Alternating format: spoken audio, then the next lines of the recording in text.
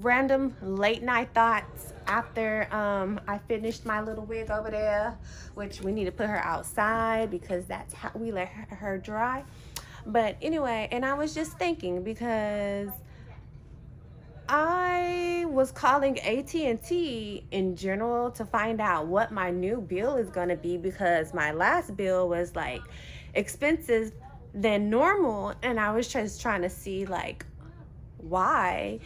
Girl couldn't figure out, so I end up not having to pay that bill or whatever. But the thing about it is, like, I know a bill should be coming up, so it's like I need to call to find out what my bill is gonna be or whatever. So she told me to go do the application again, and I end up doing a different application, which was actually, it don't matter, but a better program for me.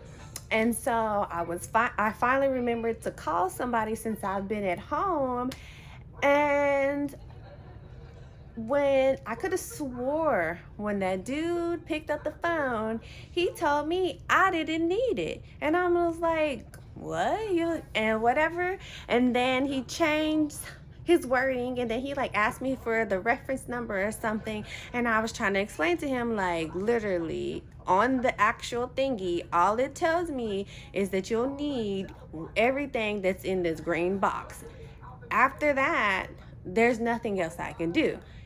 He catches an attitude with me, and so I'm like, okay, regardless, if I can't, I was like, okay, well, it's obviously just not meant for me, but I'm still gonna need help knowing what my next bill is gonna be. And that ran him hot. But guess what? All of a sudden, he knew the right phone number for me to call to get the program.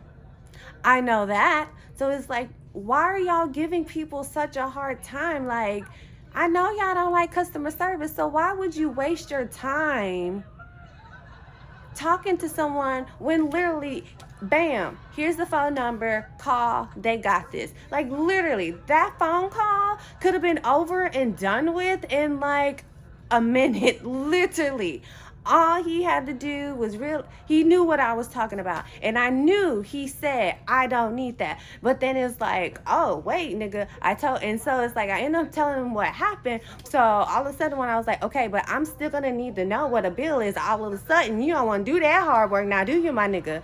So I just had this random thought, like, why are you people making it so fucking hard for everybody? Like, literally, whatever judgment you have, put that shit to the side. Like, when I tell you that nigga's energy from the dealership, I feel that shit. Oh, I feel that shit.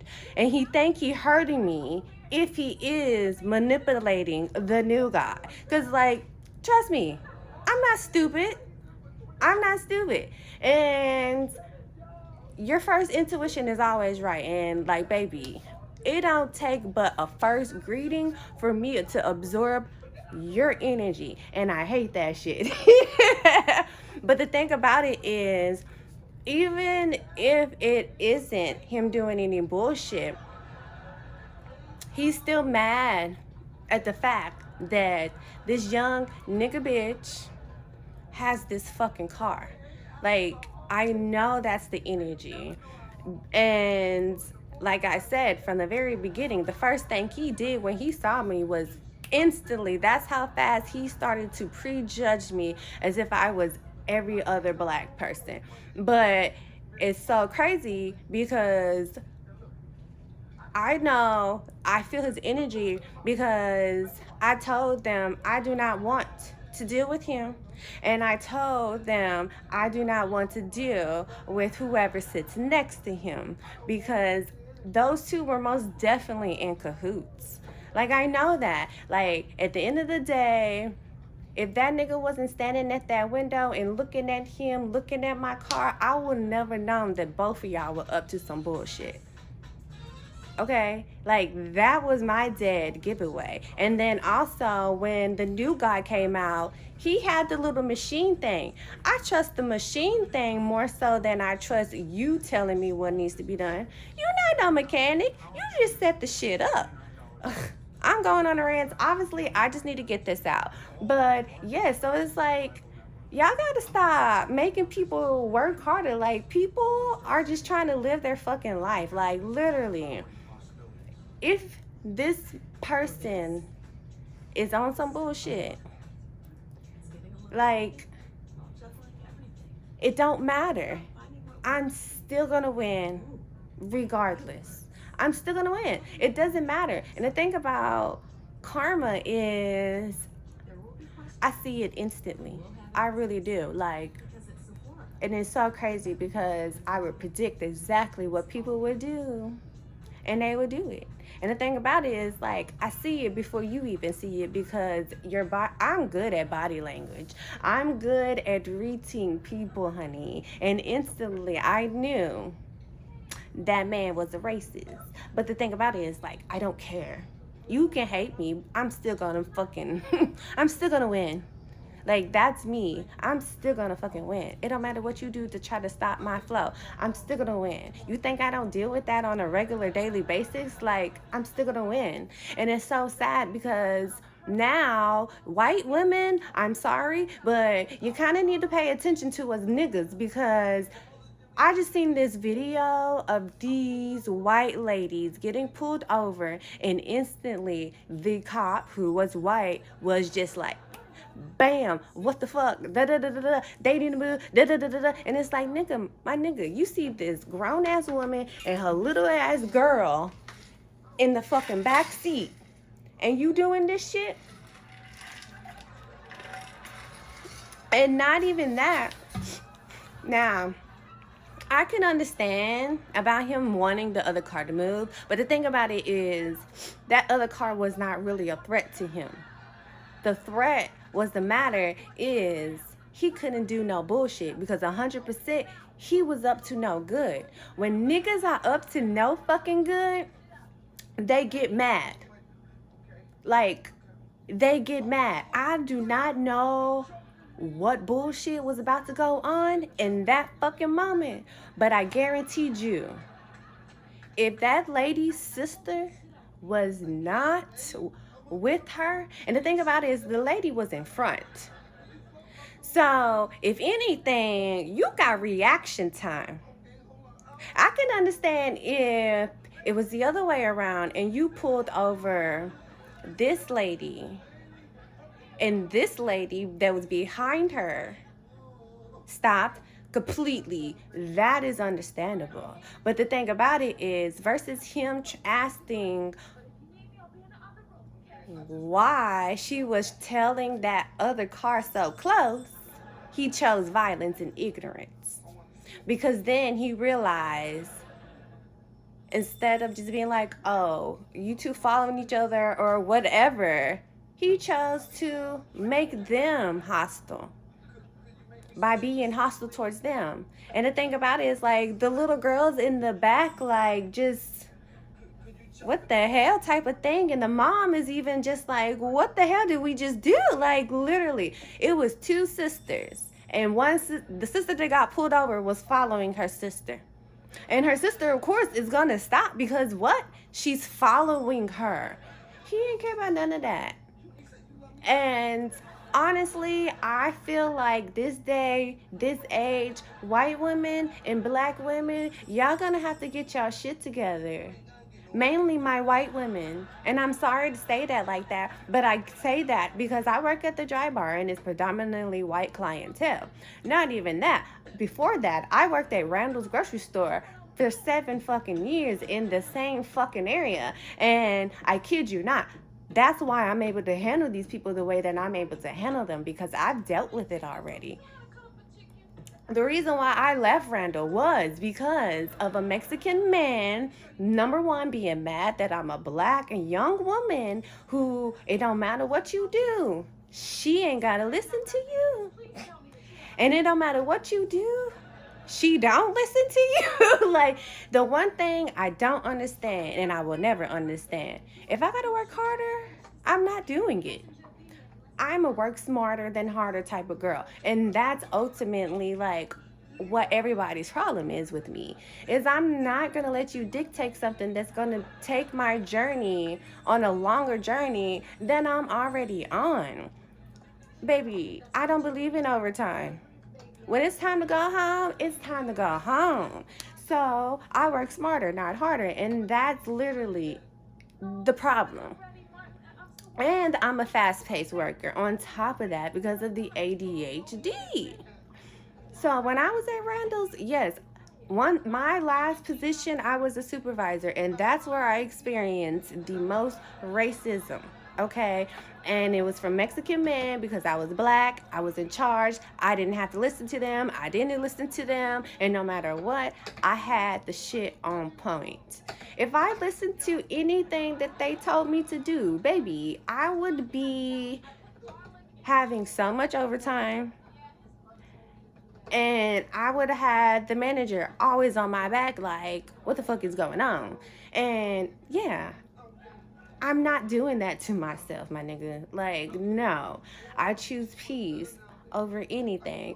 So you better get with the program or lay down. So I experienced everything full circle already, to the point where I know how to handle myself, and I've handled myself very well there, to the point where I know that I'm on the right path of everything. So y'all gotta stop. Y'all really gotta stop and start understanding that you're gonna have to work together, because I'm sorry, when it comes to survival, y'all do not know what to do. I can tell you that. You may know how to hunt and all that stuff, and that's all fine and dandy. But when it comes to thinking outside of the box, like, if you naturally ain't no country person, you're not gonna know what to do. If you are a city person, so like, for example, all you people from New York and honestly California coming to Houston, like, y'all more city than anything. You in the country now. In the country, you got to figure that shit out. And the thing about it is, like, yes, you know how to suffer, but black people, we really have to learn and think. And the thing about me is, I'm smart. I know I'm smart. Always been smart.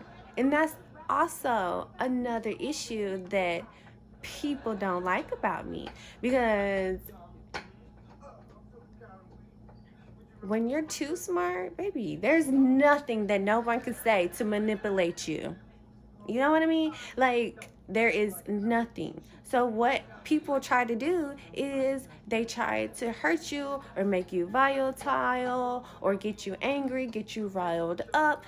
They try to do anything to make you lash out on them.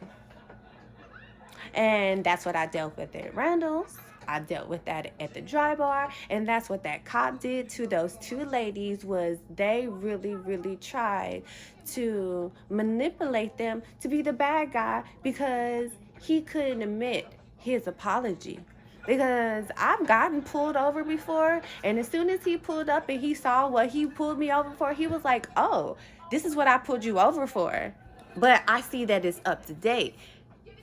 And it was very cordial. But he was an Asian man, and I know that does make a difference.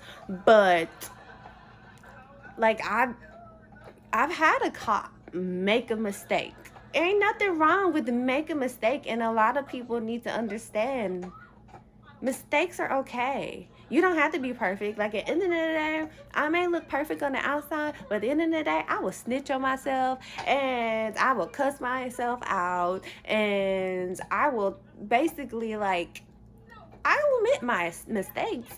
But if you don't ask me, I'm not gonna tell you. And the thing about it is, like, I know how to react pretty fast to a lot of things because I made myself knowledgeable enough to be able to react fast. Because the one thing that I've learned is you do not want to have a slow reaction time with things. And with ADHD, I took that to heart. So I'm able to snap and keep it together no matter what. So it's like, regardless whether it's just people being lazy or whether it's people being difficult or someone trying to hurt me or whatever, like, I've been passing the test the whole time. Like, I may feel these things, but at the end of the day, the number one thing that I tell myself is be positive, be positive, be positive. Because when you start thinking negative, that's where your anxiety and depression and all that shit kicked in. And it's like, I'm back, right back to the moment where I had my accident. I don't know, it's before COVID. So we're gonna say about, yeah, we're gonna say about 4 years ago. So like in this moment, I'm passing the test that caused me anxiety 4 years ago. And I'm passing it like 100%. The reason why I got anxiety 4 years ago is because I was stuck in the house. Like 100%. Like these walls will drive you crazy. Like, because I have so much energy and it's like, okay, come on now. Like, come on niggas, come on niggas. Like, that's my ADHD. And then in return, it causes anxiety because naturally I am still healing myself from like mommy and daddy issues, basically. You know what I mean? So regardless, with this rant, however you take it, like no matter what I think, no matter what I feel, no matter getting all of my confirmations, like at the end of the day, 100%, you gotta tell yourself to think fucking positive. Like, you got to get up out the bed. You gotta get off the couch. I don't care if you spend 8 hours in the bed. 1 hour doing something is better than nothing, because then eventually you get to moving. Like, and once you get to moving, you get to doing like things you like, keeping your life like peaceful, whatever. So like back then, I didn't have like,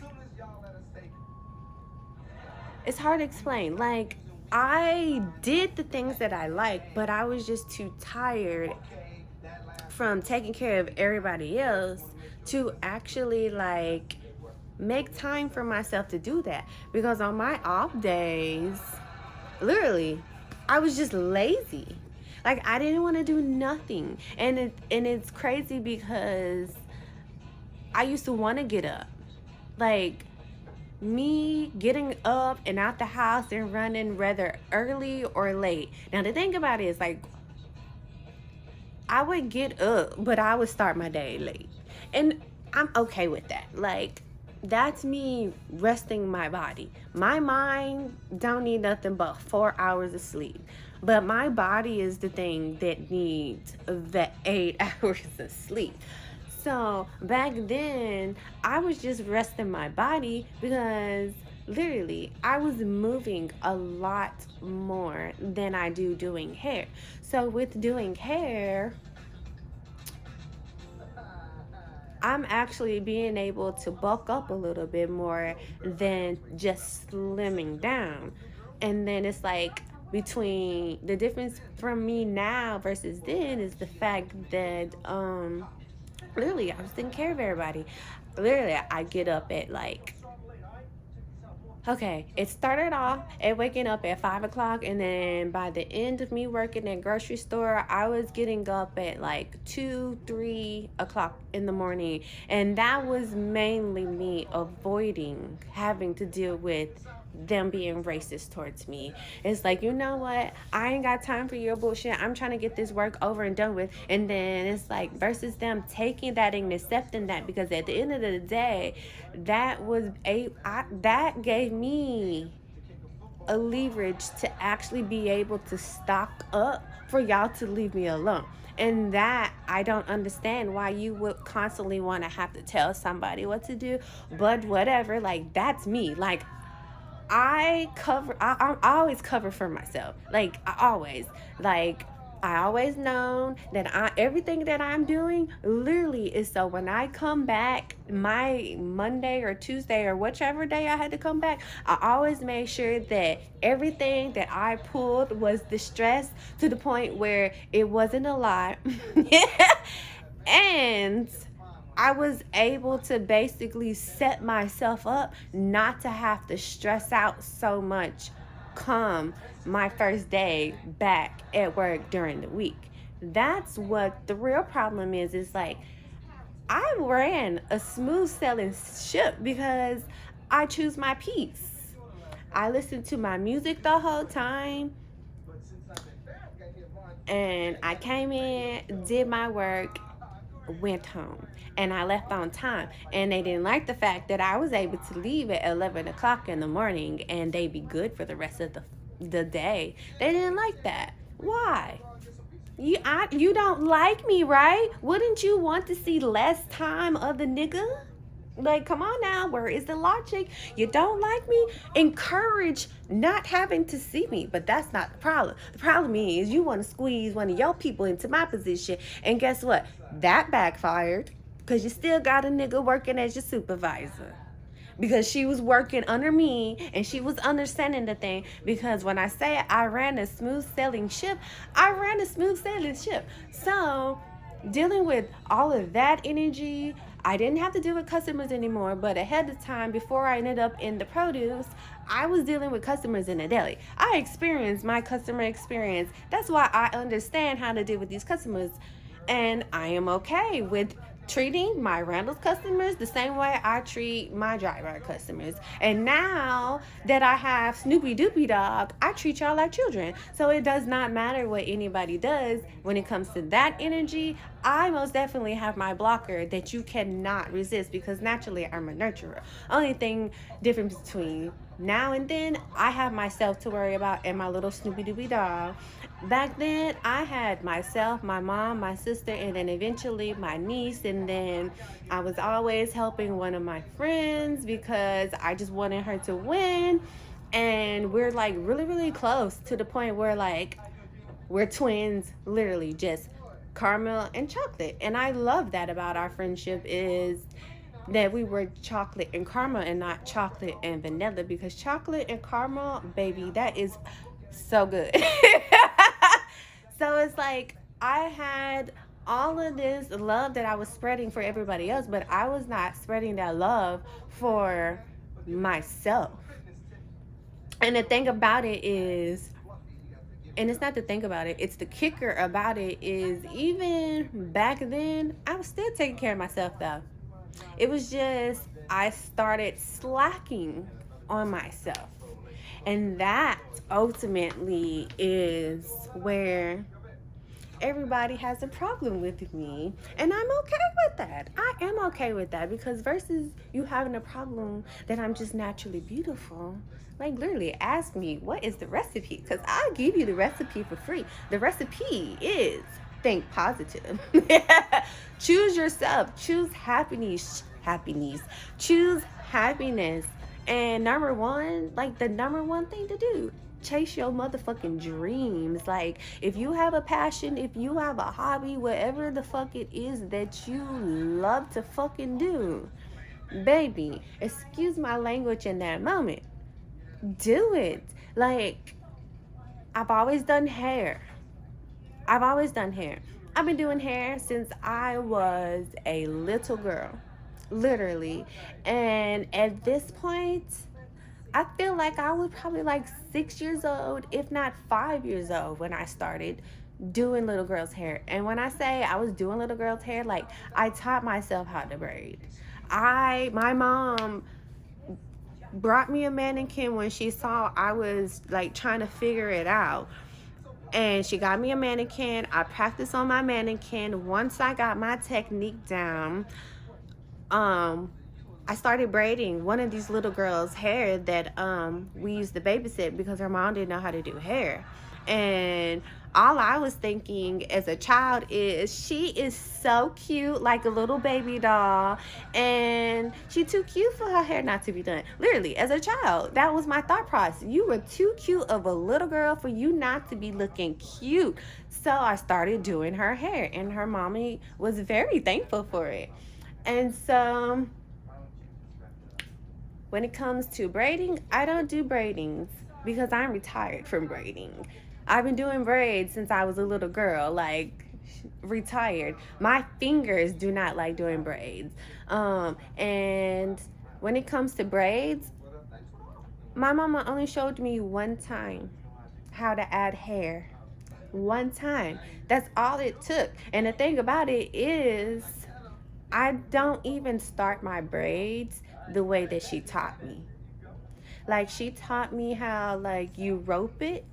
Baby, I did that. I was like, no, it's not getting even like I needed. So, I just took one of them away, and that's how I learned. That's how I taught myself how to braid with hair, because once you figure out how to add the hair, it's like easy breezy, really it is. But I do understand the difficulty, because everybody does not learn the same. And honestly, everybody probably can braid, but everybody can't braid the same type of braid, because I can't do big braids. Never have been, and I've always been okay with that, because I, being the OCD girl that I am, I rather braid smaller than bigger anyway, because I think it looks cuter and neater. That was just always my preference. And honestly, I don't even like braiding with weave. I like actually braiding natural hair. Like, that's me. So honestly, if you want to braid down like that, I am your girl for that. But all that other shit that people be doing, no, I'm more tribal, and I'm gonna make you look like you have a crown on type of girl. So, but I still don't really want to braid, but I would do the baby's hair. I ain't even gonna lie. I used to do little baby's hair. If you go on my Facebook page, I think it's Buttafly Effect. If not, Danae Beck, you can look at my old like photos and pictures and see that I used to braid little girls' hairs all the time. So I would probably do that, but it's really still not a preference. But for the hustle, most definitely, I ain't got a problem with it.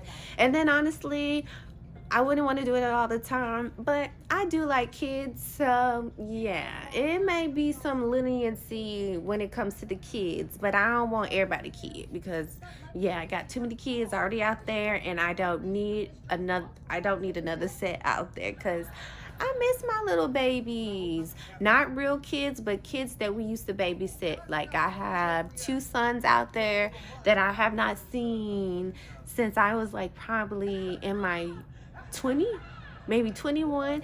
And it's like, even then I was like, I already knew the type of men that they would grow up to be like. So it's like, I'm curious to see like how old they are, because I just know they're grown, and curious to see like, was my analogies of who they would grow up to be is right, or had some type of similarities. So yes, that's little tidbits about me. I hope y'all understood that little circle of lifeness of me telling you to think positive, okay? So yeah, and I feel better now. So it worked. It worked.